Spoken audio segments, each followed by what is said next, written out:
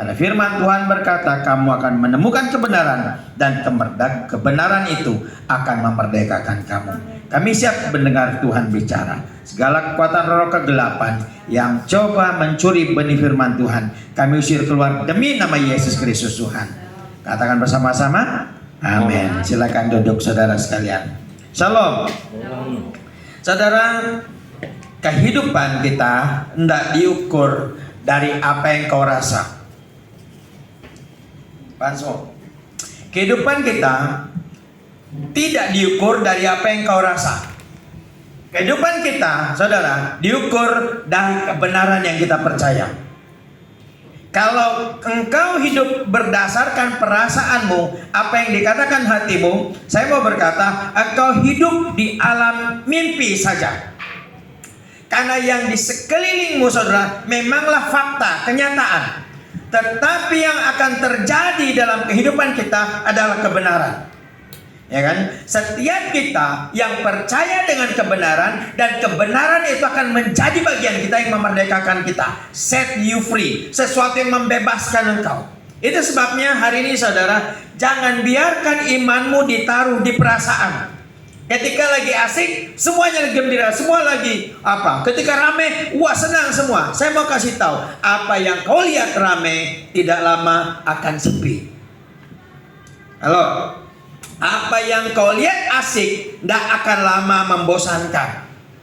Karena semua euforia yang tidak berdasarkan kebenaran, tapi hanya perasaan, hanya sementara aja. Ketika kau memperhatikannya, lenyap seketika. Itu sebabnya saya rindu saudara terus belajar tentang firman Tuhan, tentang kebenaran yang membuat engkau tegak berdiri dalam keadaan apapun.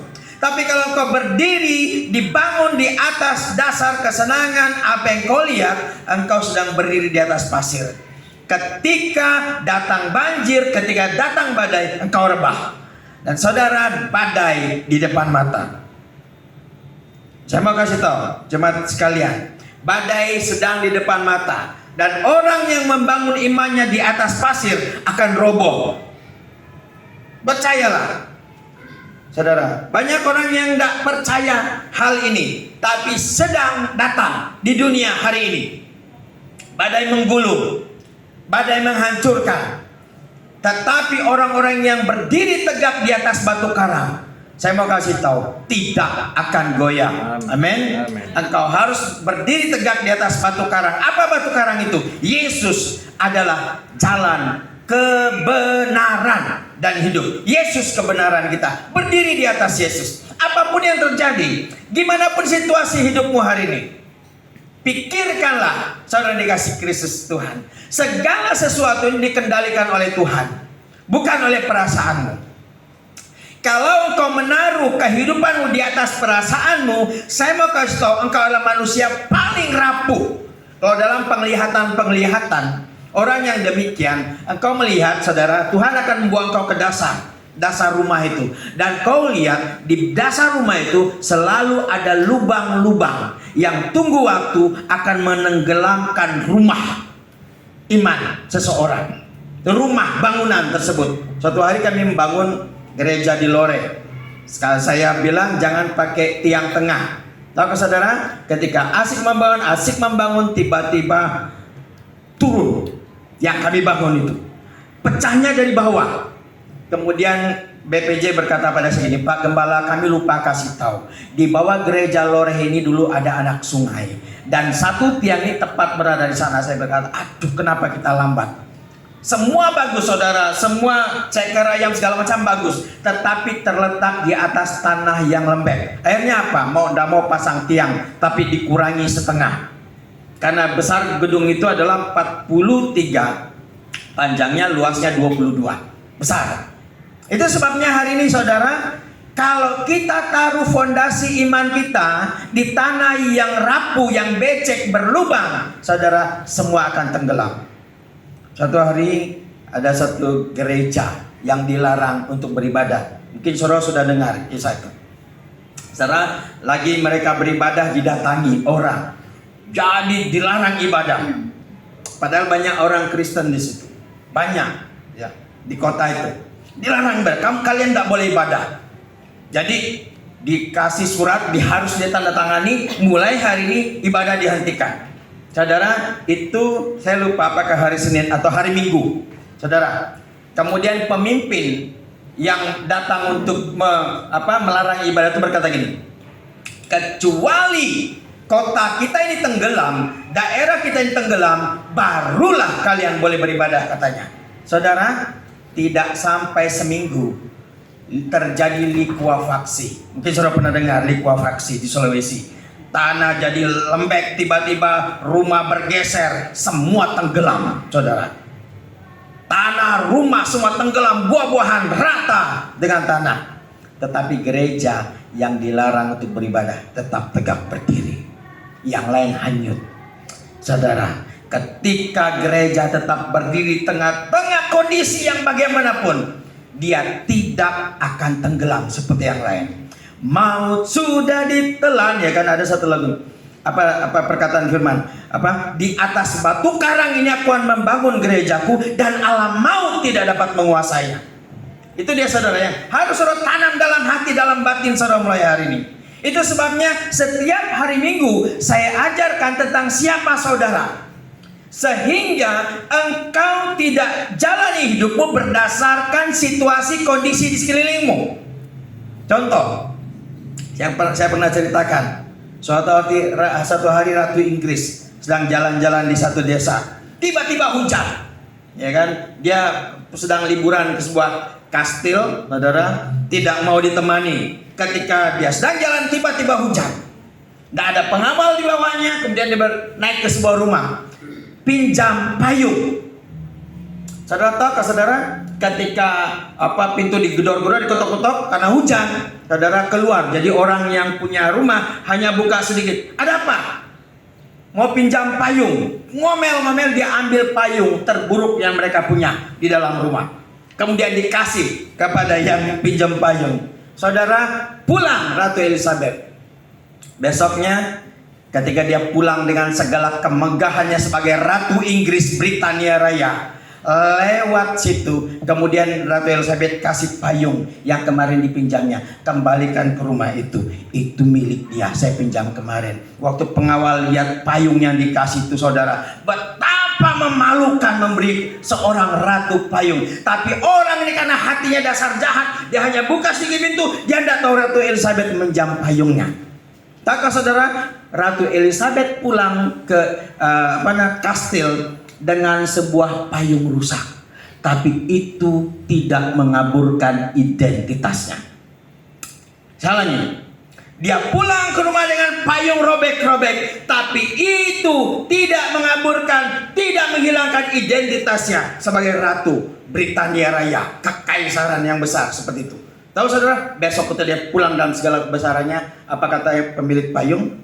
Seandainya saya tahu itu Ratu Elizabeth, saya akan kasih yang terbaik. Tapi sudah terlambat. Tapi Ratu Elizabeth tetaplah Ratu Elizabeth ketika orang memberi hal buruk kepadanya. Halo? Saudara nangkap maksud saya? Amin. Ratu Elizabeth tetaplah seorang ratu meskipun seorang rakyatnya memberi sebuah payung buruk kepadanya. Engkau tetaplah anak Allah, engkau tetaplah garam dunia, meski sekelilingmu, kondisi di sekitarmu tidak seperti yang kau inginkan. Itu tidak mengubah siapa engkau. Itu tidak mengubah siapa engkau.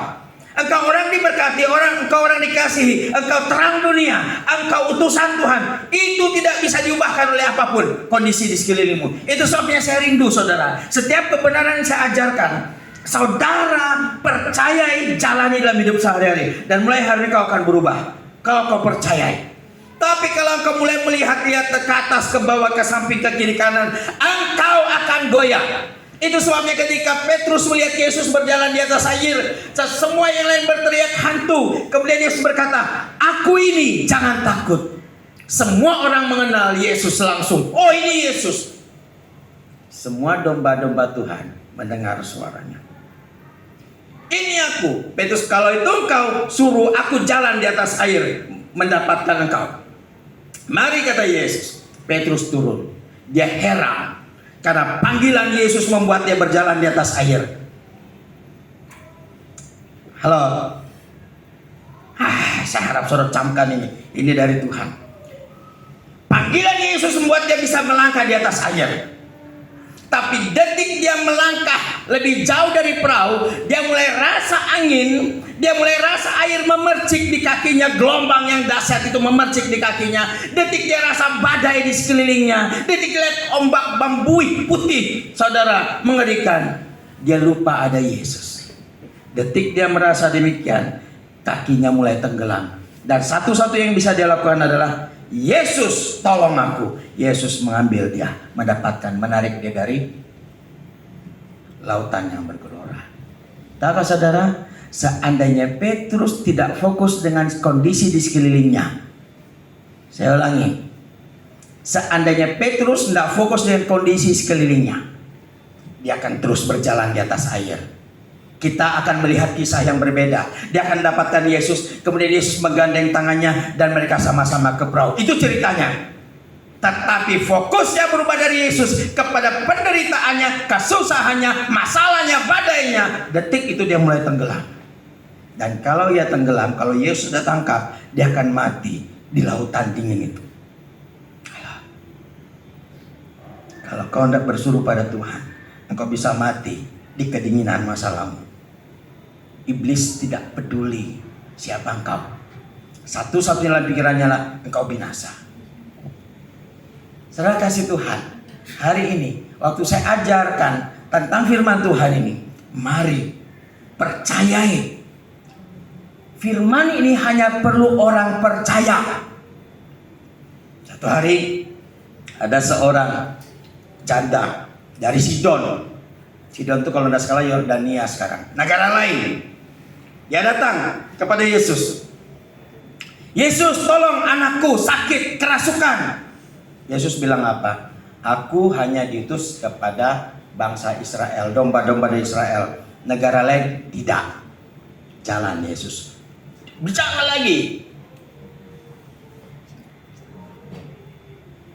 Yesus, tolong aku. Tolong anakku. Apa kata Yesus? Tidak patut mengambil roti yang seharusnya dikasih sama anak-anak, dikasih sama anjing katanya. Karena bagi orang Israel, negara-negara lain, bangsa lain selain Israel itu anjing. Tidak patut ambil roti yang harusnya aku kasih anak-anak, kasih kepada kalian anjing-anjing. Tapi apa kata perempuan itu pada Yesus? Yesus, anjing-anjing pun akan duduk menantikan remah-remah roti yang jatuh dari meja tuannya. Syok Yesus. Bayangkan. Coba saudara setiap hari buat Tuhan keheranan gitu loh. Bukan dia pukul-pukul kepala. Waktu perempuan berkata, ya memang aku anjing, tapi sebagai anjing aku menunggu remah-remah roti yang jatuh dari meja tuanku. Apa kata Yesus? Iman kayak gini. Besar imanmu ibu katanya. Yang gini tidak kutemui di antara orang Israel katanya. Tahukah saudara dikasih Tuhan? Karena percayanya tidak digoyahkan bahkan oleh perkataan penciptanya sekalipun. Halo. Hari ini kau berkata bahwa Tuhan telah mengecewakan engkau dengan masalahmu. Tuhan telah mengecewakan engkau dengan sakit hatimu. Jadilah seperti perempuan ini. Tuhan, apapun yang terjadi, bagaimanapun kondisinya, aku tetap percaya. Seperti yang kau rancangkan itu yang jadi dalam hidupku. Dan kalau aku jadi seperti itu sangat indah. Setelah itu sebabnya hari ini saya rindu membagi firman Tuhan ini padamu. Yohanes 15 ayat 15. Mari coba lihat. Mari kita baca sama-sama. 15 ayat 15. 2, 3. Aku tidak menyebut kamu lagi apa? Sebab hamba tidak tahu apa yang diperbuat oleh tuannya. Ya, tetapi aku menyebut kamu sahabat karena aku telah memberitahukan kepada kamu apa? Segala sesuatu yang telah kudengar dari Bapa. Sahabat Kristus. Hari ini kita mau belajar identitasmu. Engkau sahabat Tuhan. Engkau bukan musuh Tuhan. Engkau bukan budak Tuhan. Engkau bukan orang yang menyakiti hati Tuhan. Engkau diciptakan untuk kemuliaannya, kesenangan Dia. Engkau favoritnya, engkau masterpiece-nya, karya terbesarnya Tuhan. Halo. Masterpiece itu artinya karya terbaik dari seorang seniman. Dan saudara, hari ini engkau adalah karya terhebat yang Tuhan buat untuk versimu. Kau lihat di kiri kananmu, saudara. Saudaramu pun tidak ada satupun yang sama dengan engkau. Dosa wajah, saudara, ini tidak ada yang sama. Ini sidik jari. Makanya kalau ada pencurian, lihat sidik jarinya pasti ketahuan siapa. Retina, tidak ada yang sama. Tidak ada yang sama, saudara. Saudara benar-benar diciptakan spesial untuk kemuliaannya. Engkau bukan musuh Tuhan. Halo. Siapa musuh Tuhan? Iblis. Setan. Satan itu artinya lawan. Kalau dia bolos, iblis bahasa Yunani itu diabolos. Ya kan? Diabolos artinya si tukang tipu, si tukang fitnah. Jadi kalau saudara lihat ada orang suka fitnah, kau tahu dia anak siapa? Ya kan? Anak-anak Tuhan tidak memfitnah karena tidak ada dusta dalam mulutnya. Bapaknya lain. Nah, saudara kekasih Kristus, kamu sahabat Tuhan. Percaya itu. Kalau kau ngerti sahabat, kadang-kadang sahabat tuh lebih baik, lebih dekat daripada saudara kita sendiri. Waktu kita nangis, yang duluan nangis dengan kita itu biasanya sahabat. Benar-benar sahabat. Tapi saya peringatkan saudara, walaupun kau harus bersahabat dengan semua orang, tapi jangan bergaul kata Alkitab dengan orang yang menyatakan dirinya Kristen, tapi pezina, pemabuk, penyembah berhala, serakah dan sebagainya. Tuhan berkata, Alkitab berkata, jangan bergaul. Kenapa? Nanti kamu yang terpengaruh. Ya kan? Nah, saudara, saya tidak berkata saudara membenci. Maksud saya tidak bersahabat. Kata sahabat itulah orang yang makan bersama-sama, orang yang bersekutu, orang yang berjalan sama-sama, orang yang bercerita sama-sama. Makanya kemarin Belvi cerita, wah ada yang tanya, kamu ada karunia penglihatan nggak? Saya mau kasih tahu nih saudara. Kalau temanmu cerita sama kamu tentang rencananya umpamanya untuk membuat sebuah usaha dan dia mau libatkan kamu dan dia mau saudara berbagi nanti keuntungan sama kamu. Saya mau tanya pada saudara, kalau cerita kisah-kisah yang begitu tuh itu kira-kira pemberian kah? Seorang sahabat kah? Dia bercerita kepadamu. Saya ngerti. Tiap hari Tuhan mau cerita dengan engkau. Itu sebabnya banyak problem-problem yang duluan kita tahu sebelum orang tahu. Banyak kebaikan yang duluan kita tahu sebelum orang lain tahu. Contoh sederhana yang sering saya ulang-ulang. Kita di sini ketika bulan 4 kita mulai di sana.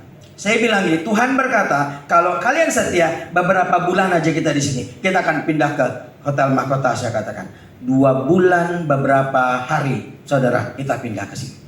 Duluan tahu, karena apa? Informasinya akurat dari surga. Nah, orang yang demikian adalah orang-orang yang disebut sahabat Allah. Suatu hari ketika Tuhan turun memberitahukan pada Abraham, tahun depan kamu akan punya anak.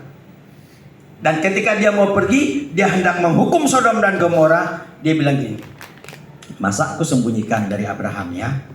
Apa yang mau aku buat nih ya? Saya ulangi, perkataan Tuhan semesta alam. Masa aku mau menyembunyikan apa yang mau kulakukan dengan Abraham ya? Dia kan akan jadi bangsa yang besar. Halo? Dia akan jadi bangsa yang besar. Masa aku sembunyikan? Itu kan perkataan seorang sahabat. Kemudian datanglah Tuhan pada Musa kembali. Aku mau hukum Sodom dan Gomora. Terlalu banyak keluhan tentang mereka. Gimana menurutmu? Abraham, nego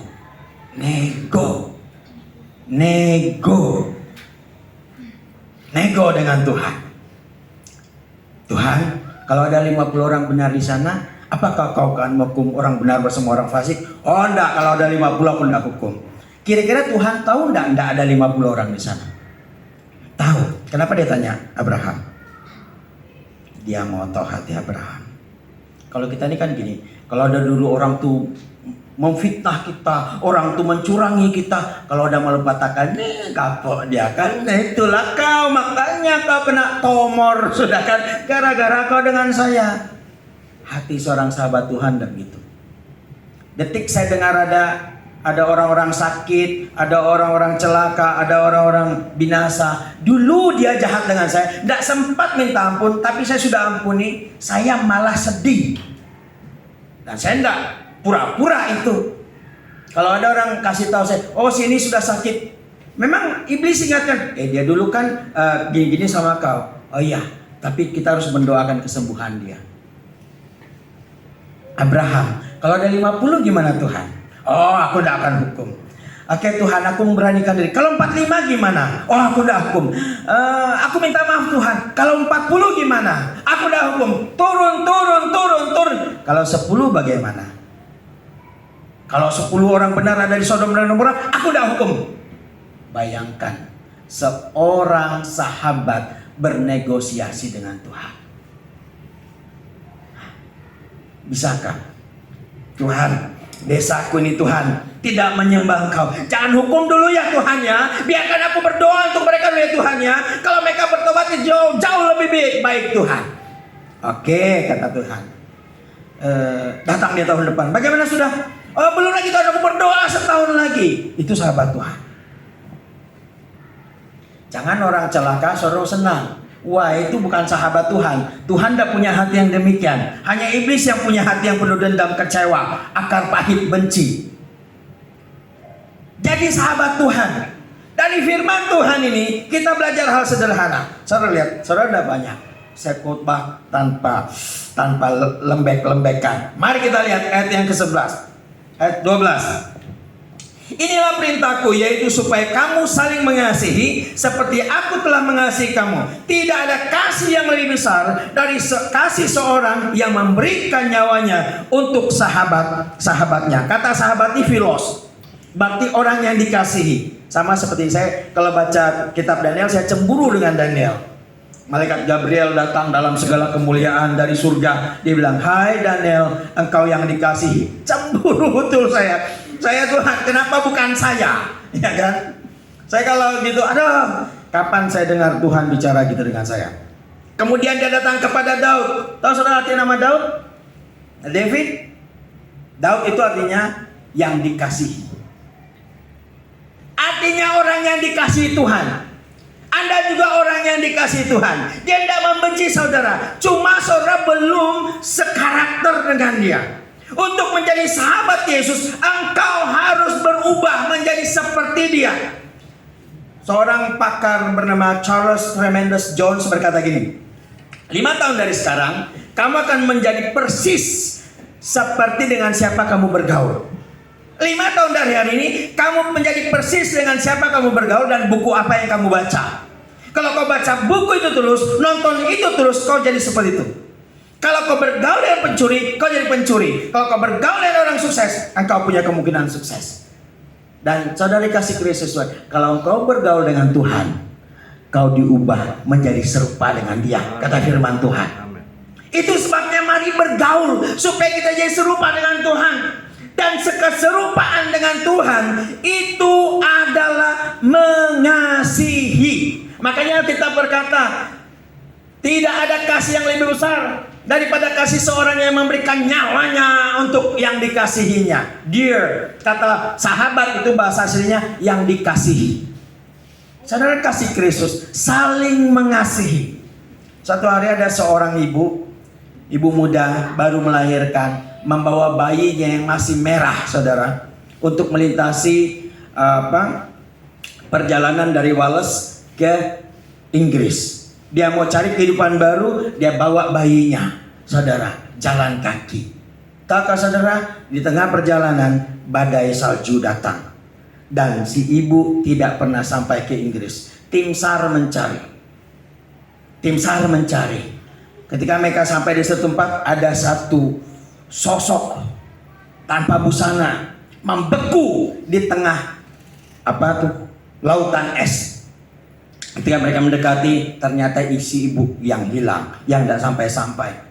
Ketika mereka mendekat, saudara, ibu itu sudah membeku, tapi dia memeluk sesuatu seperti ini di antara kaki dan tangannya dan dadanya, tanpa busana. Rupanya di tangannya itu seluruh pakaiannya. membungkus sesuatu. Ketika mereka membuka, menarik kain itu, dan dalam kain itu keluarlah si bayi yang sudah membiru kedinginan. Cepat-cepat mereka selamatkan sang bayi. Seorang ibu mati untuk anaknya, menyerahkan hidupnya untuk anak yang dikasihinya. Tahu saudara, si ibu meninggal dunia. Bertahun-tahun kemudian ada satu anak muda yang begitu berpengaruh di Inggris. Dia terus beranjak sampai akhirnya menjadi Perdana Menteri Britania Raya, Inggris Raya. Namanya David Lloyd George, salah satu politikus terhebat pada abad 20. Mamanya meninggal menyerahkan nyawanya untuk dia. Si anak hidup untuk menjadi orang besar. Saudara kekasih Tuhan, kalau kau adalah orang yang mengasihi sahabatmu, engkau rela menyerahkan hidupmu agar temanmu sukses, agar nama temanmu naik, agar nama temanmu meningkat. Hanya jeruk yang dikatakan makan jeruk, teman makan teman. Saudara, kadang-kadang pagar makan tanaman. Tapi satu hal yang saya mau kasih tahu, kalau engkau adalah sahabat yang ada di dalam Kristus, kau jadi kayak Yesus. Dia kasih nyawanya untuk sahabat-sahabatnya. Waktu dia ngomong begini, beberapa waktu kemudian teman-teman yang mendengar ini melihat dia tergantung di kayu salib, mati untuk mereka. Itu sahabat, itu kita. Itu kita. Kita ini sahabat. Dengan persahabatan yang kuat, kita akan memenangkan banyak jiwa di sini. Percayalah. Tapi kalau kita tidak bersahabat, maka mudah sekali iblis hancurkan tempat ini. Dan kita hanya tinggal kenangan. Mari saling mengasihi. Mari saling mengasihi. Mari berikan hidup kita untuk kemakmuran, kebaikan teman-teman kita. Bulan lalu kami dikasih 28.500.000 di tangan kami, saudara. Tahu saudara? Setelah bayar, saya kasih 40% untuk pekerjaan Tuhan. 45% untuk hal-hal lain-lain, berbagi dengan orang. Tidak egois. Dan sekarang habis di kantong, tapi tidak pernah kehabisan. Demi pelayanan, demi sahabat saya di surga, demi sahabat sama saya yang lain. Jalan, ketemu orang, ajak makan. Jalan, ketemu orang, buat beri sesuatu. Saudara kasih Kristus, saya mau kasih tahu. Saya ini sudah 30-an tahun dalam dunia okultisme. Tahu saudara, orang yang sekali lagi sering saya katakan, orang yang paling mudah disantet itu adalah orang pelit, orang serakah. Itu paling mudah disantet. Itu sebabnya mari jadi sahabat bagi orang-orang di sekeliling.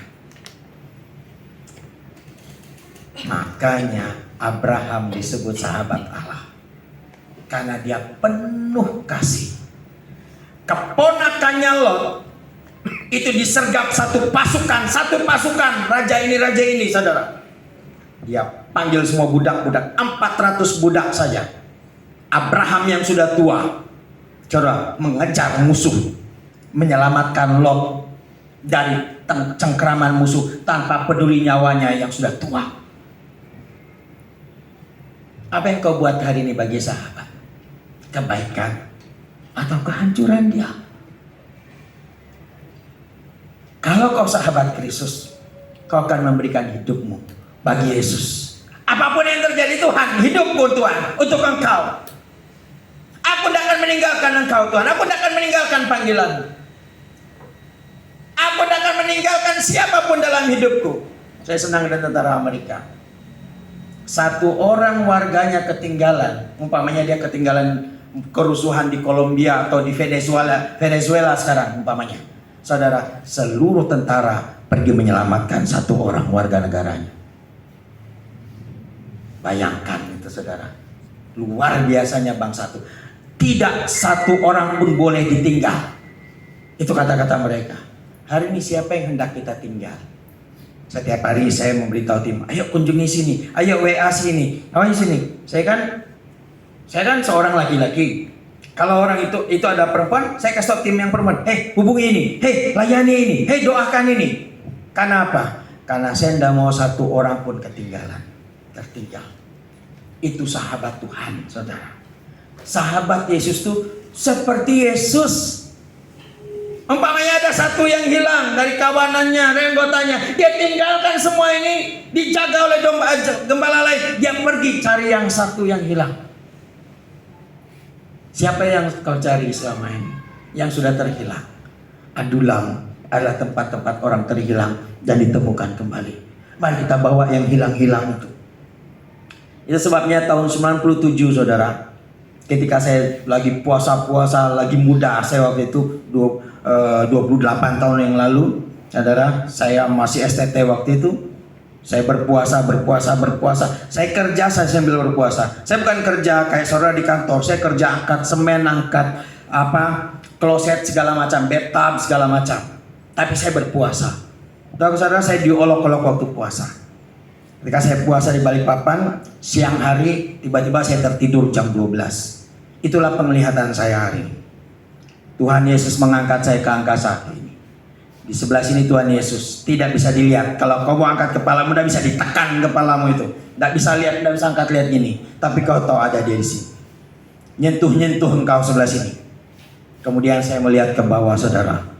Jutaan orang mengarah melihat terang ke sana. Semuanya berkerumun mau masuk ke sana. Tapi di belakang-belakang ini, saudara, saya cerita semuanya supaya saudara ngerti. Di belakang-belakang sini masih ada orang-orang pakai pakaian putih tapi pakai rompi hitam. Rompi biasanya bicara tentang ilmu kegelapan, jimat-jimat. Tapi ada yang juga yang pakai jubah putih tapi udah kotor, usang, pokoknya jelek. Tuhan lihatkan saya ini. Pertanyaan saya waktu muda. Saya nggak ngerti dulu, sekarang saya ngerti. Saya tanya gini, apa model pertanyaan saya itu? Kasih malu aja.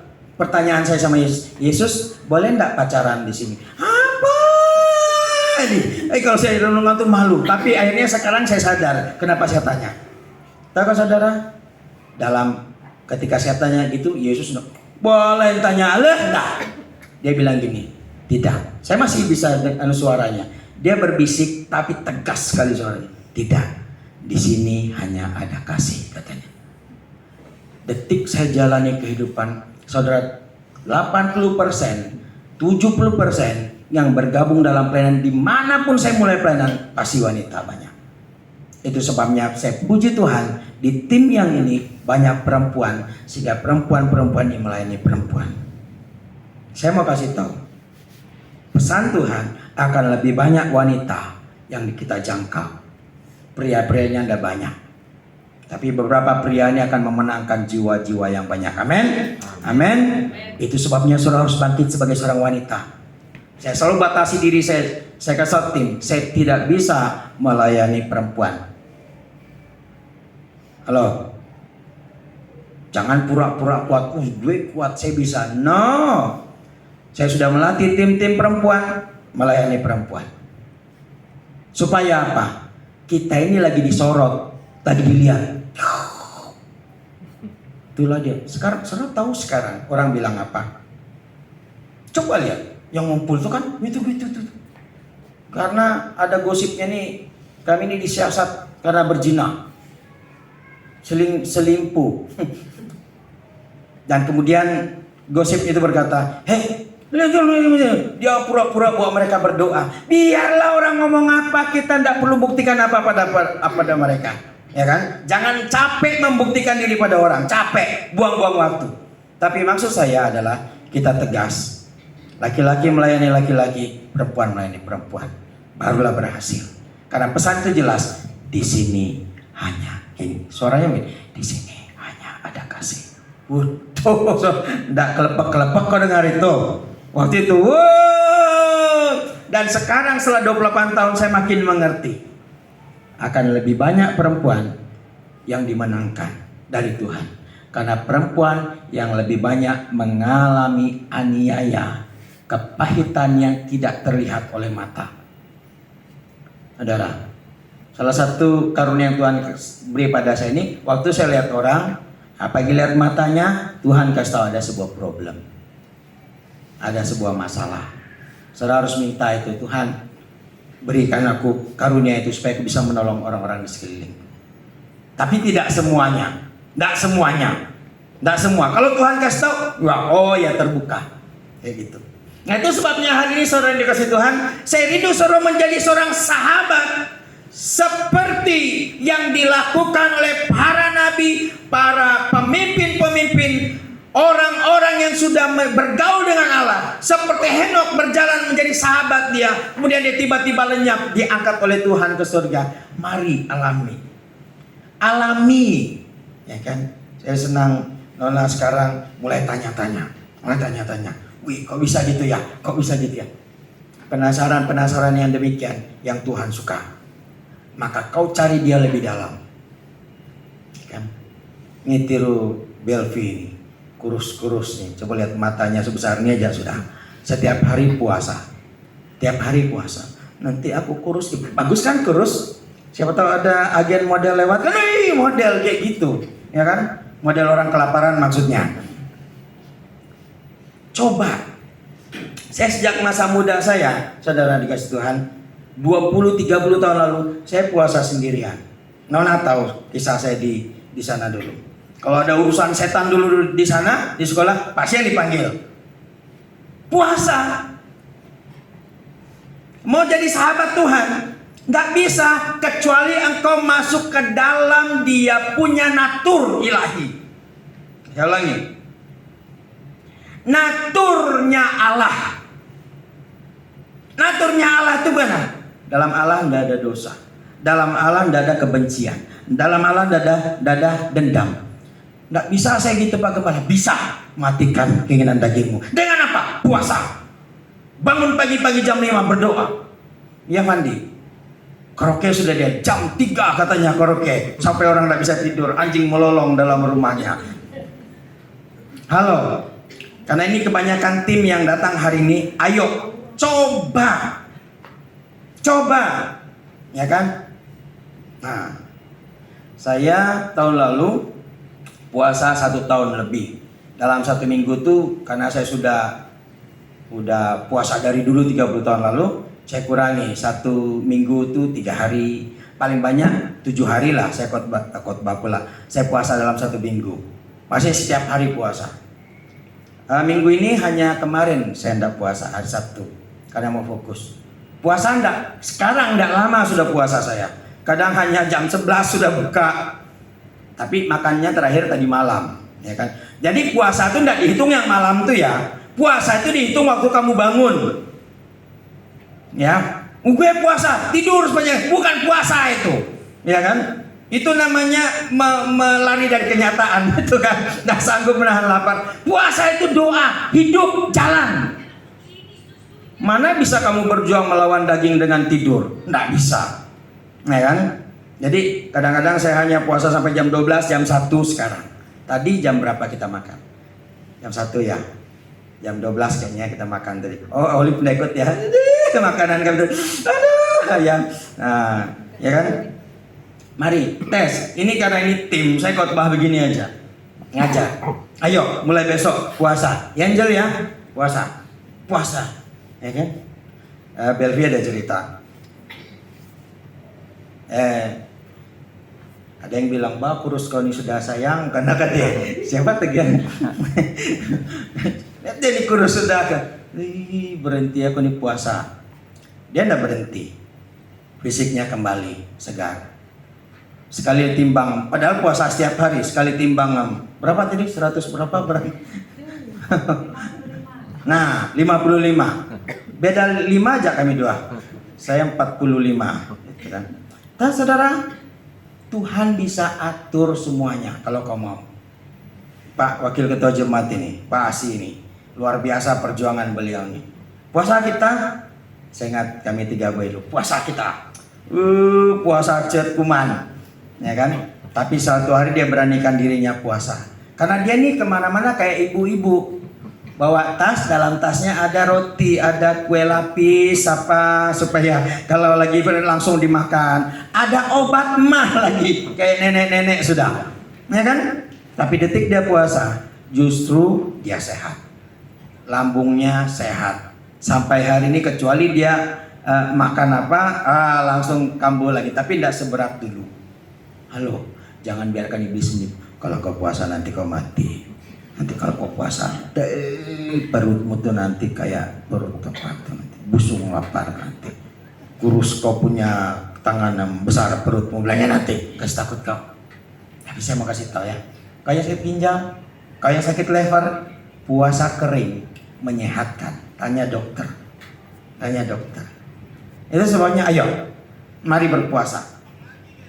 Amin. Amin. Mulai besok, Belvia, kamu keliling nanti dari Pulau Sapi sampai ke Mencalong sana. Siapa yang tidak puasa gitu? Absen. Nah, absen, puasa. Bercanda ya. Tes. Penyakitmu, alergimu hilang. Puasa. Amin. Tes. Percaya Anda sama Yesus? Ketika kau mematikan ketakutanmu terhadap kelaparan, terhadap kematian karena lambungku pecah nanti ususku tergulung, terlilit, terikat. Dasar manga namanya itu. Ya.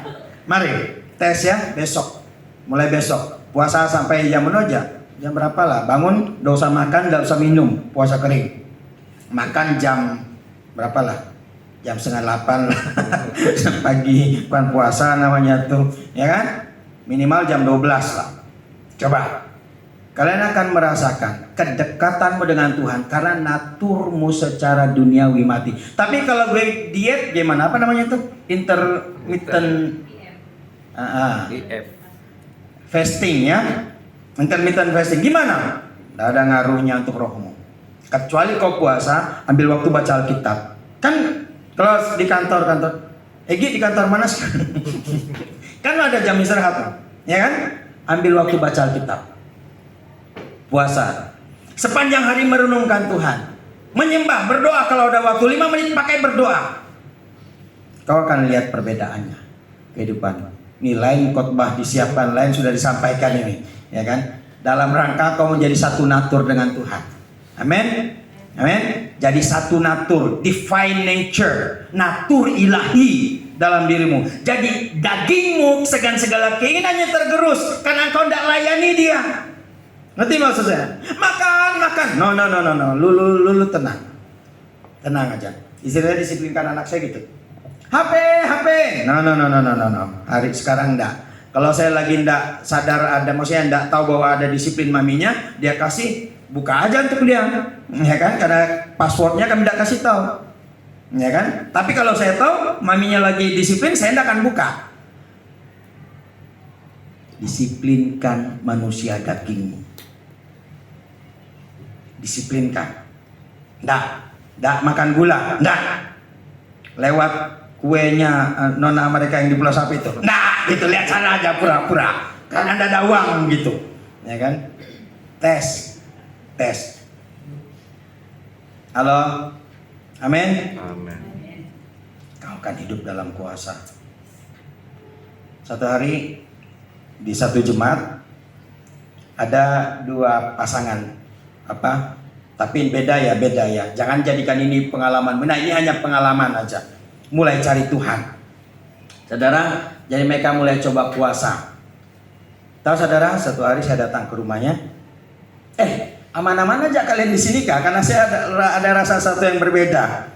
Tapi indah gitu. Aman-aman aja kalian di sini. Aman kata orang tua. Saya masuk, kemudian mendoakan. Apa bahan doa?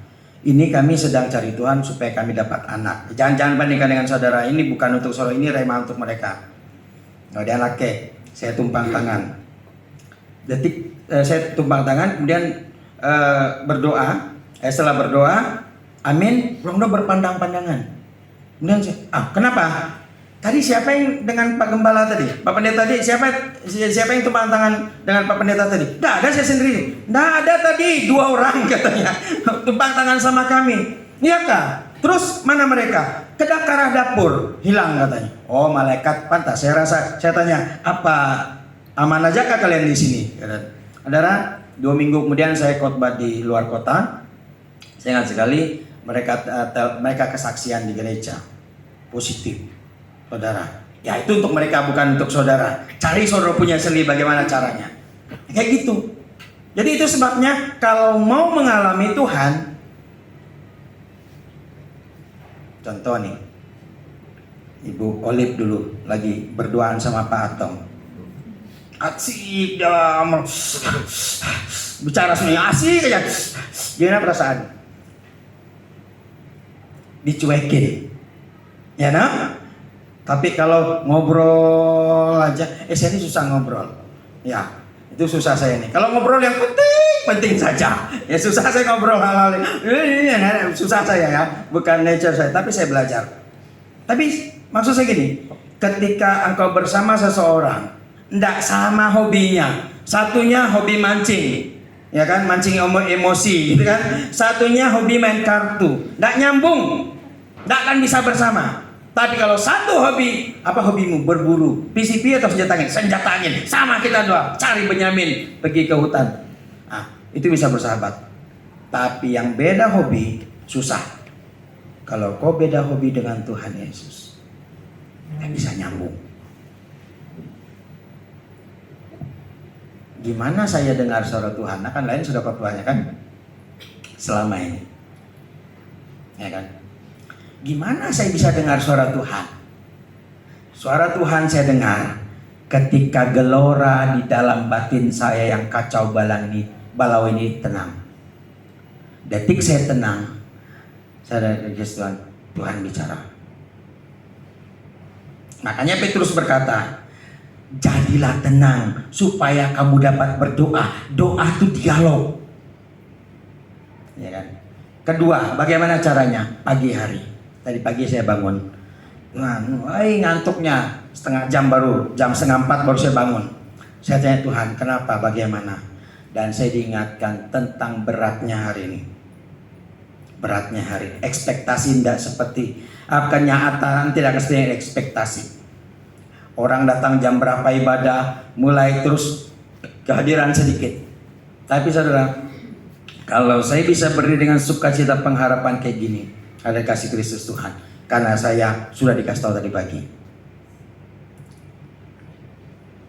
Tahukah saudara, kenapa saya tetap tegak berdiri di sini? Karena saya tahu apa yang Tuhan lakukan ke depan. Masih ada 3 tahun.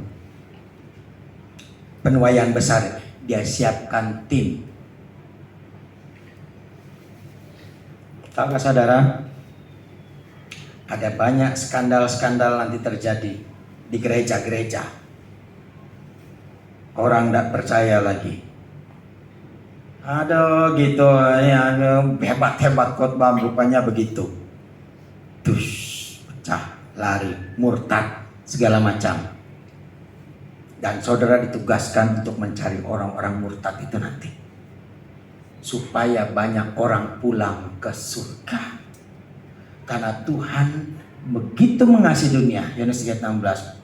Karena begitu besar cintanya, yang mengaruniakan anaknya yang tunggal, supaya siapa orang yang percaya tidak binasa, dan tidak mau satupun binasa, tetapi oleh hidup yang kekal.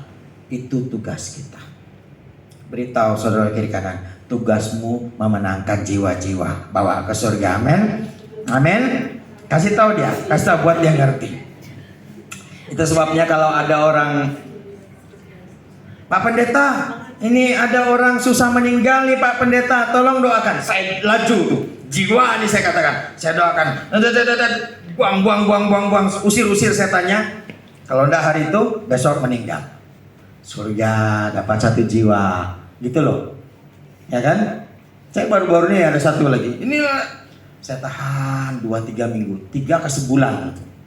Kemudian 1 hari pas antar ibu utarakan, saya sudah sampai di mahkota. Wih, saya harus mendoakan orang itu, saya katakan. Saya pergi, saudara. Pergi, besoknya meninggal. Kalau saya tidak sempat pergi, bayangkan. Mama saya begitu. Mama saya sudah lama menderita.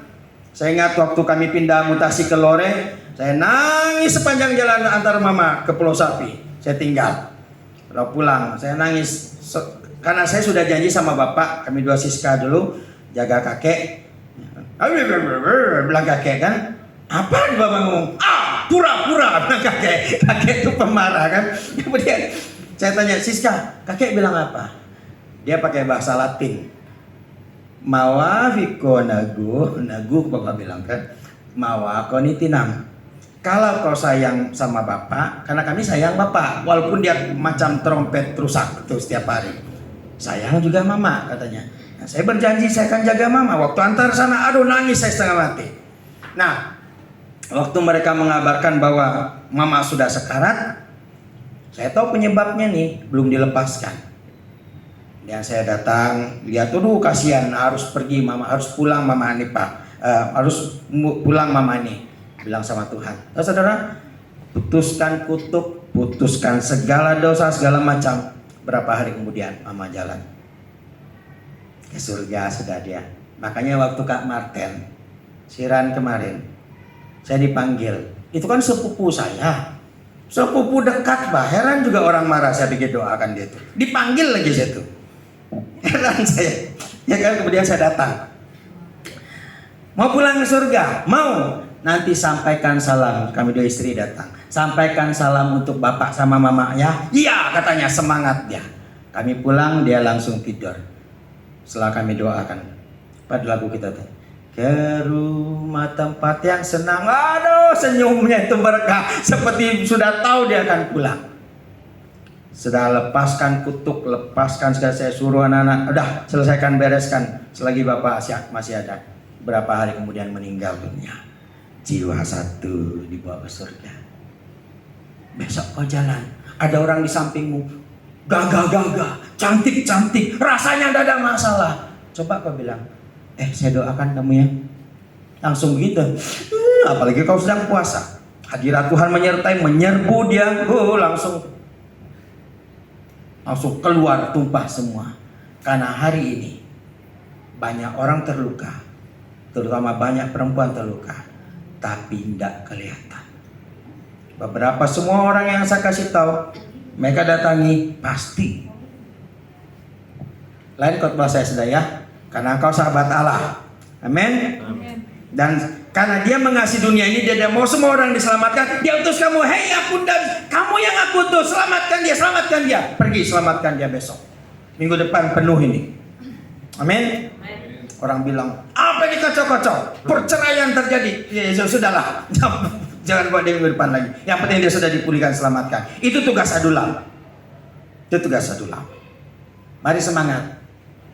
Amin. Semangat kita melayani. Tidak ada yang main keyboard sih. Pakai palu-palu kau tung. Begini. Ini bisa.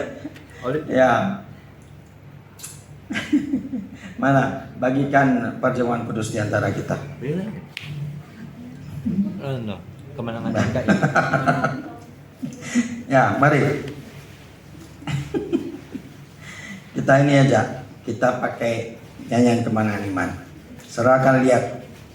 Ada yang tanya saya, kalian nyanyi kemenangan iman? Tergantung WL-nya lah. Biar enggak nyanyi kemenangan iman sama aja, ya kan? Ya kan? Ayat 49. Kita nyanyi bergumam aja ya.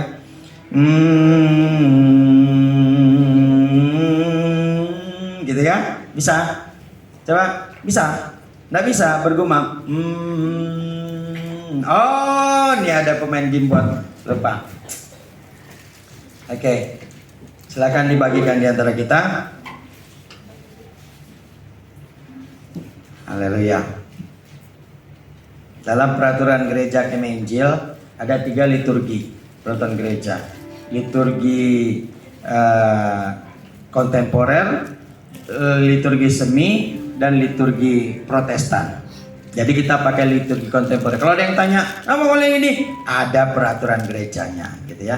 Makanya saya fotokopi kasih ke BPJ supaya tidak asal bunyi orang dengan kita. Ada peraturan gerejanya. Coba main di ada apa tuh? Nyala ku diberikan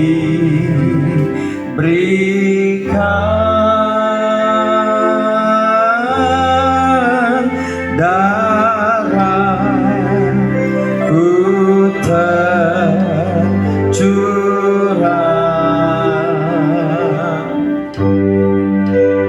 kau dapat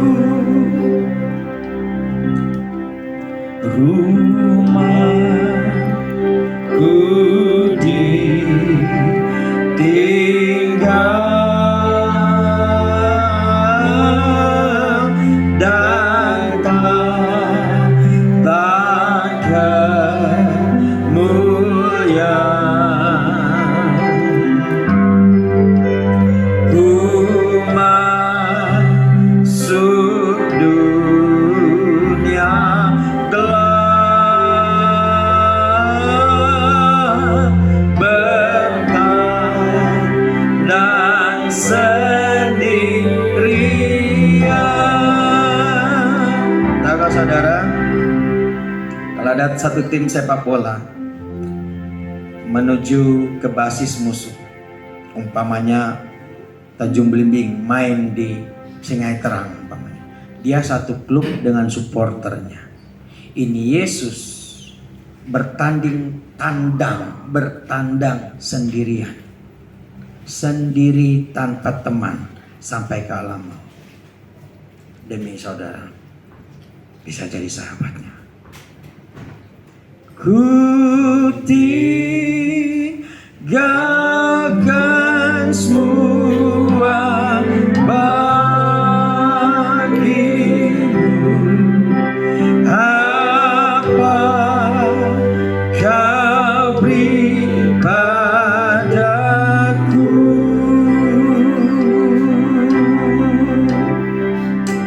Kami bersyukur Tuhan, Engkau melakukan segalanya bagi kami orang hina ini.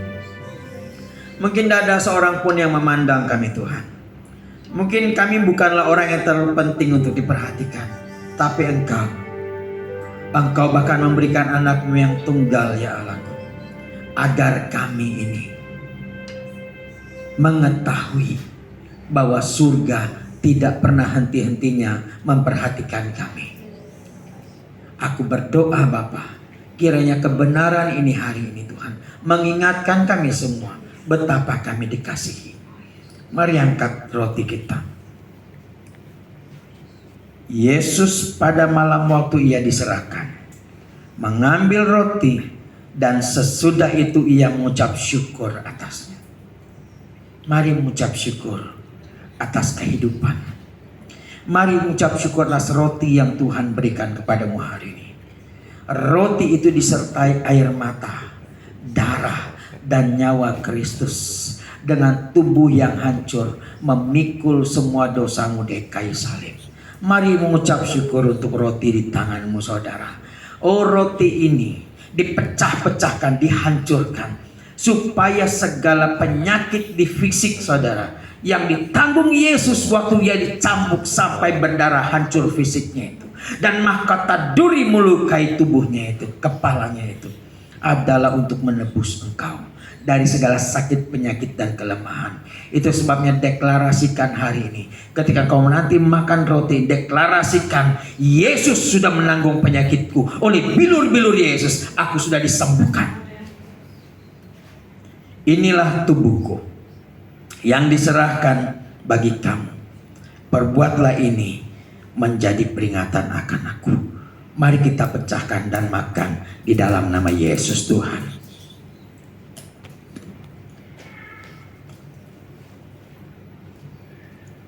Yesus Tuhan. Mari kita buka cawan kita pelan-pelan.